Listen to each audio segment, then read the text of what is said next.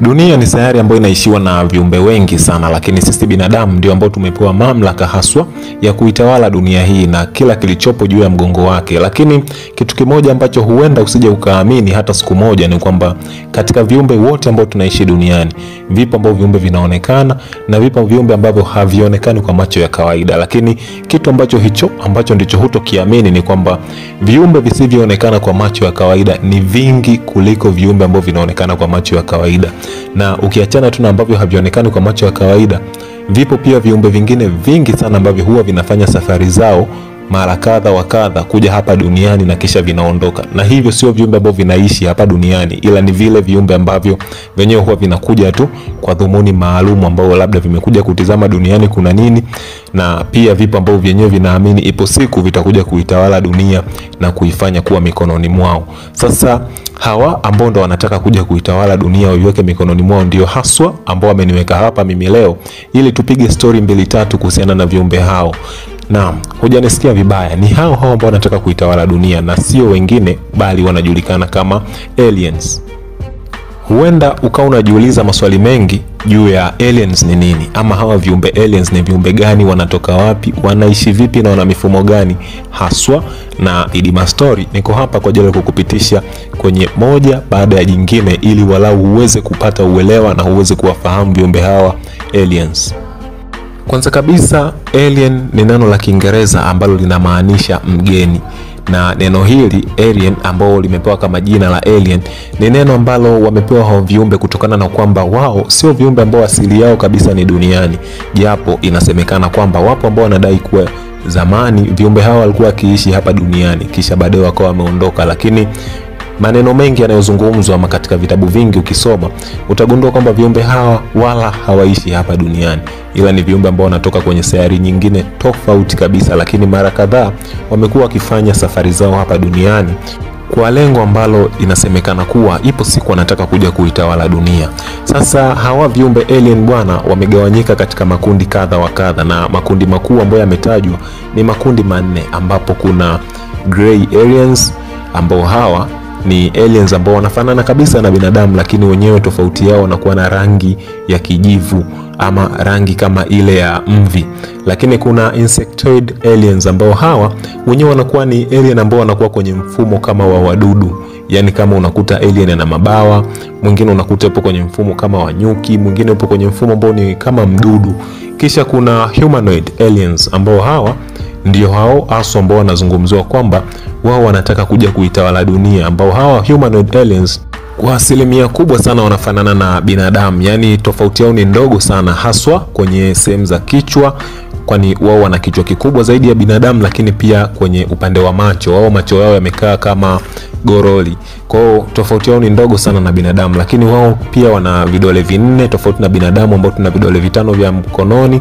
Lakini wapo aina nyingine ambao hii inaitwa Leptoid alien ambao hawa ndo kama mijusi. Yani ni alien ambao hata ukimuona anatisha na kuogopesha. Nadhani zipo movie kadhaa ambazo zimeonyesha kuhusiana na hawa alien ambao wanakuwa kwenye huu mfumo. Kwa ukiangalia zile movie utaona ni kama viumbe fulani vya kutisha sana, lakini ndio hivyo namna ambavyo wapo.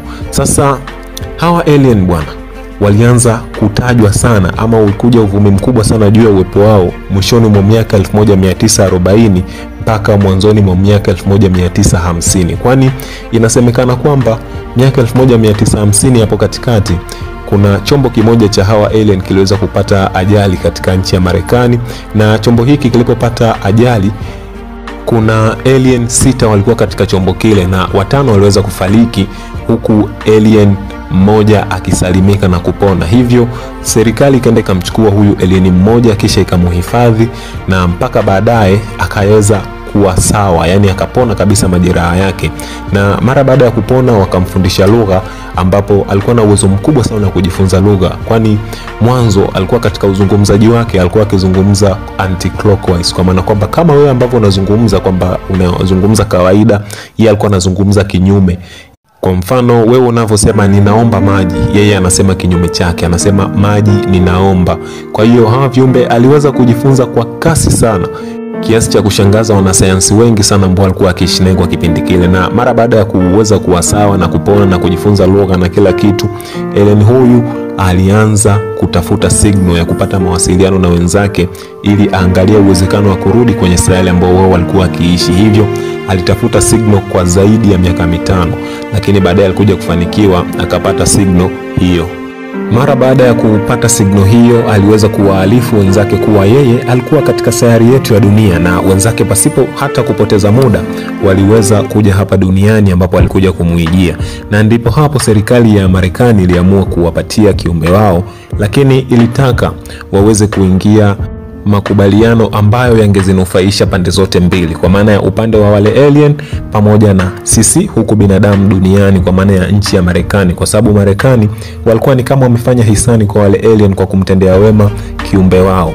Hivyo wale viumbe walikubali, na kitu ambacho kilifanyika ilikuwa ni kubadilishana watu, kwa maana kwamba wale alien walitoa viumbe wao, kwa maana ya hao alien walikuja upande wa Marekani, lakini pia wapo binadamu ambao waliamua kuenda katika sayari hiyo ya ambao alien walikuwa wakiishi. Na hao binadamu katika safari ambao walikuwa wakifanya kwenda kwenye hiyo sayari, wanasema kwamba ni safari ambayo kwa vyombo vya duniani vya kawaida vingeweza kuchukua takriban miaka 500 hadi kufika kwenye sayari hiyo, lakini chombo hicho kilitumia muda mfupi sana, tofauti na vile ambavyo vyombo vyetu vingeweza kufanya.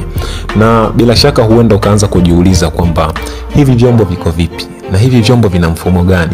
Sasa kama ulikuwa hujui ama kama hata unafahamu, lakini ningependa kukufahamisha zaidi, ni kwamba hawa viumbe alien wana mfumo wa usafirishaji wao ambao wao wanauita UFO, yani Unidentified Flying Objects, kwa maana kwamba ni aina ya vyombo maalum vya usafirishaji ambavyo vina kasi na uwezo mkubwa sana, kwani vimetengenezwa kwa teknolojia ya hali ya juu sana. Na hapa ningependa kukufanya utambue kwamba viumbe hawa alien ni viumbe ambao wametuzidi maarifa kwa kiwango kikubwa sana, tofauti na sisi binadamu.